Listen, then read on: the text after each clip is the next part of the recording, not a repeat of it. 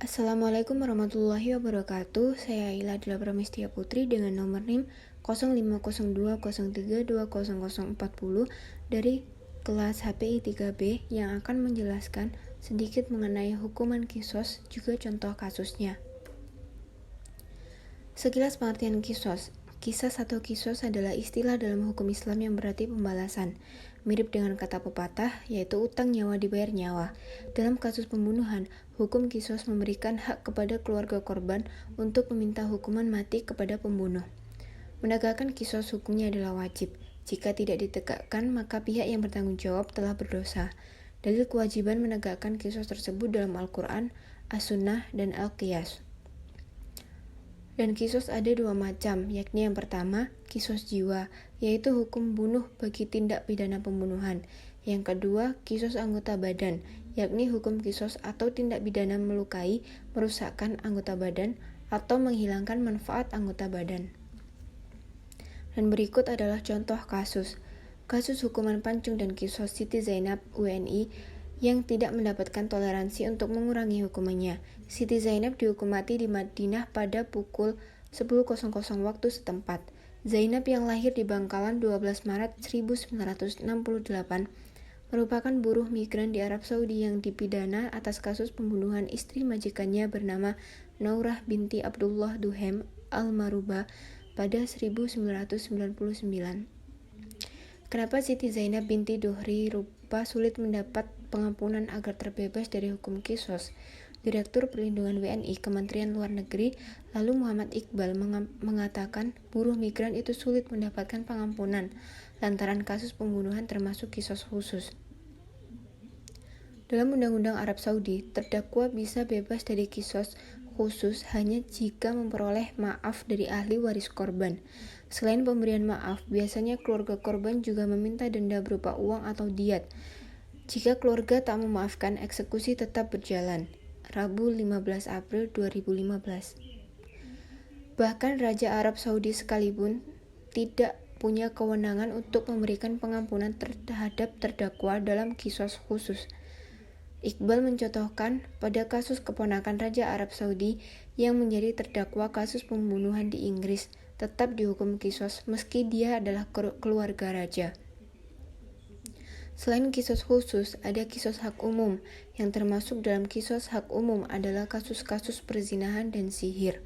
Untuk kasus-kasus kisos umum, kata dia, proses pengampunannya bisa diberikan oleh Raja Arab Saudi tanpa harus meminta maaf kepada korban atau ahli waris korban. Informasi pelaksanaan eksekusi pertama kali diketahui Kementerian Luar Negeri pada 14 Februari 2015 pukul 14.00 WIB. Konsulat Jenderal RI di Jeddah menerima informasi dari pengacara Khudran Al-Zahroni mengenai telah dilaksanakannya hukuman mati atau kisos terhadap WNI yang bernama Siti Zainab binti Duhri Rupa. Sekian dan terima kasih. Wassalamualaikum warahmatullahi wabarakatuh. Saya Septiani Sare akan melanjutkan materi selanjutnya, yaitu kasus zina. Contoh kasus, remaja pria asal Kecamatan Pulau Aceh, Aceh Besar berinisial MR, berusia 16 tahun tertangkap basah melakukan hubungan intim dengan pasangannya. Remaja asal Padang Tiji Pidi berinisial DF berusia 17 tahun. Keduanya ditangkap warga di lantai 2 Masjid Jamik Sare, Kecamatan Lembah Seulawa, Aceh Besar pada hari Minggu tanggal 24 bulan 2 tahun 2019 pukul 18.40 WIB. Dari informasi yang diterima media ini menyebutkan bahwa penangkapan tersebut berawal saat jamaah masjid curiga dengan gerak-gerik sepasang remaja yang naik ke lantai 2 masjid tersebut. Karena tidak turun, dua warga berinisial M dan DI mencoba melihat ke atas apa yang dilakukan pasangan remaja tersebut.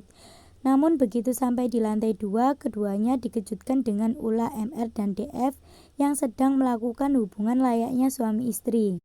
Lalu keduanya langsung diamankan dan dibawa ke kantor polisi Lembah Seulawa guna menghindari amukan warga yang terus berdatangan.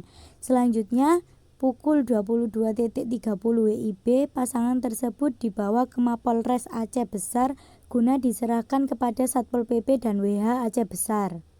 Di Aceh, tindak pidana zina diatur dalam pasal 33 ayat 1 Konun Aceh nomor 6 tahun 2014 tentang hukum jinayat, yang menyatakan bahwa setiap orang yang dengan sengaja melakukan jarima zina diancam dengan ukubat hudud cambuk 100 kali. Tindak pidana zina sangat tegas diatur dalam pasal 33 Konun Aceh nomor 6 tahun 2014 tentang hukum jinayat yang berbunyi: 1. Setiap orang yang sengaja melakukan jarima zina diancam dengan ukubat hudud cambuk 100 kali. 2. Setiap orang yang mengulangi perbuatan sebagaimana dimaksud pada ayat pertama diancam dengan ukubat hudud 100 kali dan dapat ditambah dengan ukubat takzir, denda paling banyak 120 gram emas murni, atau ukubat takzir penjara paling lama 12 bulan atau 1 tahun. Larangan zina telah tertulis jelas dalam Al-Quran, tepatnya pada surat Al-Isra ayat 32 yang berbunyi, Bismillahirrahmanirrahim, wala taqrabuz zina innahu kana fahisyatan wa sa'a sabila, yang artinya, dan janganlah kamu mendekati zina, sesungguhnya zina itu adalah suatu perbuatan yang keji dan suatu jalan yang buruk. Dari Ubadah bin Samit radhiyallahu an, Rasulullah SAW bersabda, Al-bikru bil-bikri jaldu mi'ati wa nafyu sanati wa sayyibu bisayyibi jaldu mi'atir wa rajmu, yang artinya, perawan dengan perjaka jika berzina maka dicambuk 100 kali dan diasingkan setahun. Duda dengan janda jika berzina maka dicambuk 100 kali dan dirajam. Hadis riwayat Muslim. Saya Nisbati Sandia Humairah dengan NIM 050203200052 akan menjelaskan tentang materi selanjutnya, yaitu tentang qadha. Ada satu kasus di mana pada suatu desaka terdapat seorang wanita yang tinggal di kos-kosan.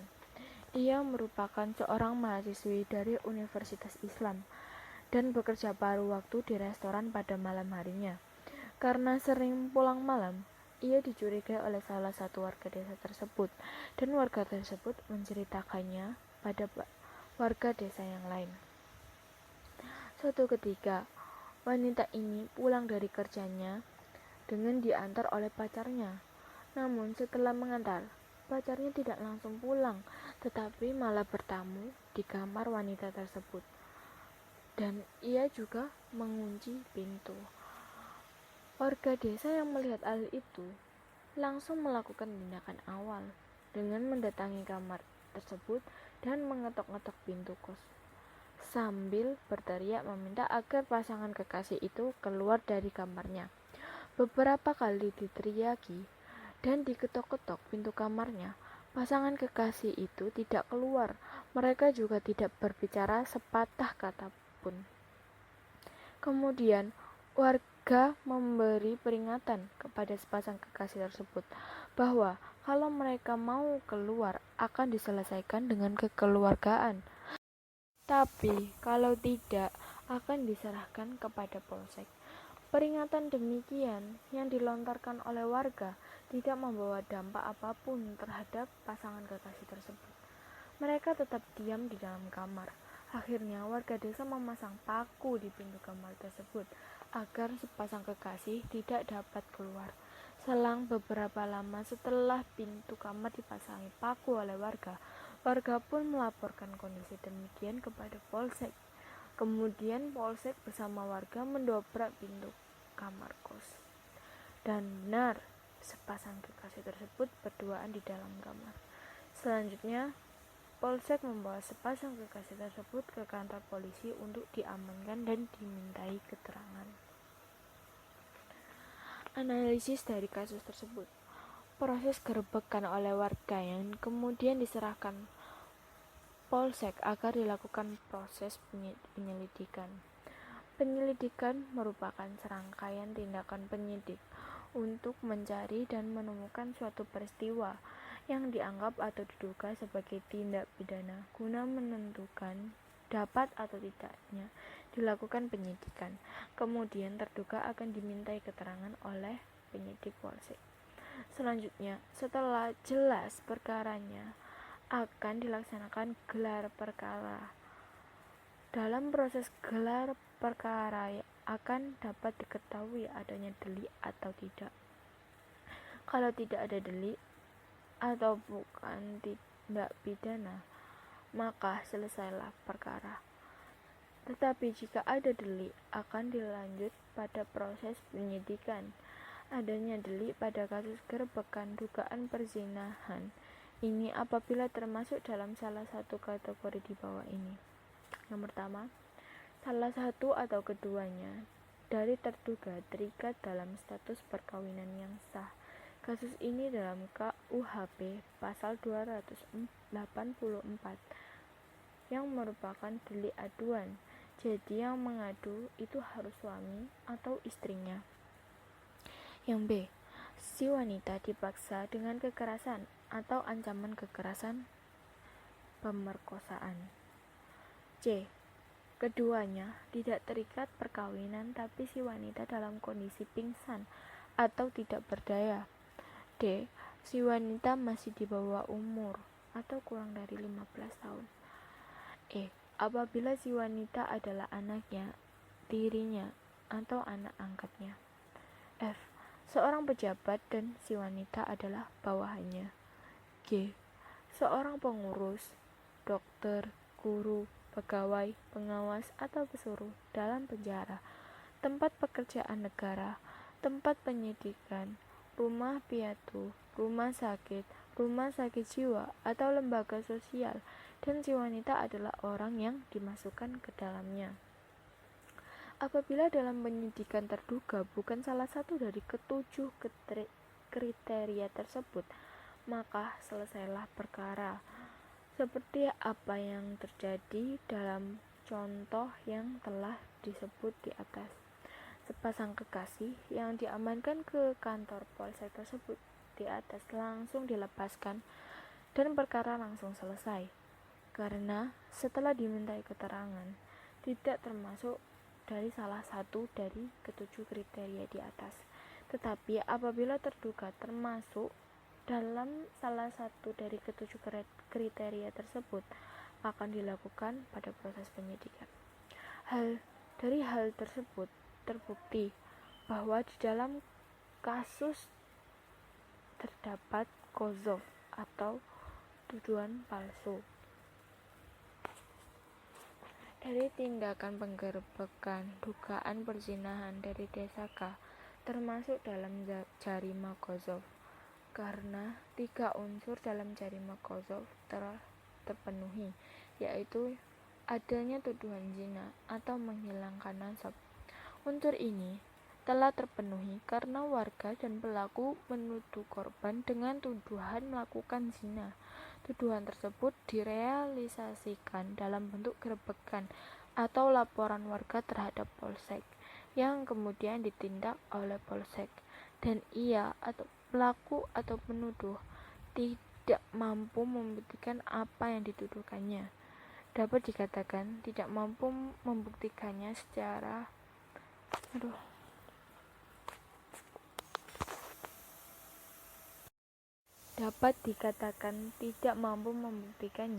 karena tidak dapat mendatangkan 4 orang saksi yang melihat kejadian perzinahan secara langsung. Selanjutnya, orang yang dituduh adalah orang yang muhsan. Dalam proses gerebekan yang terjadi di desa K telah memenuhi unsur ini karena terduga merupakan orang yang muhsan. Selanjutnya, adanya niat yang melawan hukum. Unsur melawan hukum juga telah terpenuhi karena penuduh telah menuduh terduga dengan tuduhan zina, padahal ia tahu bahwa apa yang dituduhkannya tidak benar. Penuduh dianggap mengetahui ketidakbenaran tuduhannya karena tidak mampu membuktikan kebenaran tuduhannya. Jadi, ketidakmampuan membuktikan kebenaran qadzaf merupakan indikasi bahwa penuduh mengetahui kebenaran qadzaf yang telah diperbuat. Penuduh tidak berhak mengklaim bahwa qadzaf tersebut dilakukan berdasarkan beberapa sebab yang masuk akal. Selanjutnya ialah dasar hukum larangan qadzaf. Dasar hukum qadzaf dalam Al-Quran terdapat pada surah An-Nur ayat 4 yang berbunyi A'udzubillahi minasyaitonirrajim. Bismillahirrahmanirrahim. Walladzina yarmuna al-muhsanati thumma lam ya'tu bi arba'ati syuhada'a fajliduhum 80 jaldatan wa la taqbalu lahum syahadatan abada wa ulaika humul fasiqun, yang artinya, dan orang-orang yang menuduh wanita yang baik-baik berbuat zina dan mereka tidak mendatangkan 4 orang saksi, maka deralah mereka yang menuduh itu 80 kali dera, dan janganlah kamu terima kesaksian mereka buat selama-lamanya, dan mereka itulah orang yang fasik. Quran Surat An-Nur ayat 4. Dasar hukum larangan qadzaf berikutnya yaitu dari Surah An-Nur ayat 23 yang berbunyi Bismillahirrahmanirrahim. Innal ladzina yarmuna al-muhsanatil ghafilatil mu'minatil lu'inu fid dunya wal akhirati walahum adzabun azim, yang artinya, sesungguhnya orang-orang yang menuduh wanita baik-baik yang lagi beriman berbuat zina, mereka kena laknat di dunia dan akhirat, dan bagi mereka azab yang besar. Ikut hukum qadzaf dalam hadis yang berbunyi Ana Aisyah radhiyallahu anha qalat lamma nazala uzri qala Rasulullah sallallahu alaihi wasallam ala am-mimbari fadzakara dzalika wa tala al-Qur'an falamma nazala amara bi rajulaini wa imra'atin faduribu al-had akhrajahu Ahmadu wal arba'atu, yang artinya, dari Aisyah ia berkata, tak kala turun ayat pembebasanku, Rasulullah Shallallahu Alaihi Wasallam berdiri di atas mimbar, lalu ia sebut yang demikian dan membaca Quran. Maka tak kala turun dari mimbar, ia perintah supaya didera 2 orang laki-laki dan seseorang perempuan, lalu dipukuli mereka dengan dera. Riwayat oleh Ahmad dan Imam 4 dan Bukhari telah menyebutkan dengan isyarat. Hadis tersebut mengenai istri Rasulullah Shallallahu Alaihi Wasallam, yaitu Aisyah radhiyallahu anhu ummul mukminin. Sehabis perang dengan Bani Mustalik bulan Sya'ban 5 Hijriah, peperangan ini diikuti oleh kaum munafik, dan turut pula Aisyah dengan Nabi berdasarkan undian yang diadakan antara istri-istri beliau. Dalam perjalanan mereka kembali dari peperangan, mereka berhenti pada satu tempat. Aisyah keluar dari sekedupnya untuk satu keperluan, kemudian kembali. Tiba-tiba dia merasa kalungnya hilang, lalu dia pergi lagi mencarinya. Sementara itu rombongan berangkat dengan persangkaan bahwa Aisyah masih ada dalam sekedup. Setelah Aisyah mengetahui sekedupnya sudah berangkat, dia duduk di tempat dan mengharapkan sekedup itu akan kembali menjemputnya. Kebetulan lewat di tempat itu seorang sahabat Nabi, yaitu Safwan ibnu Mu'attal. Ia menemukan seseorang yang sedang tidur sendirian, dan dia terkejut seraya mengucapkan, Innalillahi wa inna ilaihi raji'un, istri Rasul. Aisyah terbangun, lalu ia dipersilakan oleh Safwan mengendarai untanya. Safwan berjalan menuntun unta sampai mereka tiba di Madinah. Orang-orang yang melihat mereka membicarakannya menurut pendapat masing-masing. Mulailah timbul desas-desus. Kemudian kaum munafik membesar-besarkannya. Maka fitnahan atas Aisyah radhiyallahu anha itu pun bertambah luas sehingga menimbulkan kegoncangan di kalangan kaum muslimin. Ya, baik, sekian dari kami, kurang lebihnya mohon maaf. Wabillahi taufiq wal hidayah. Wassalamualaikum warahmatullahi wabarakatuh.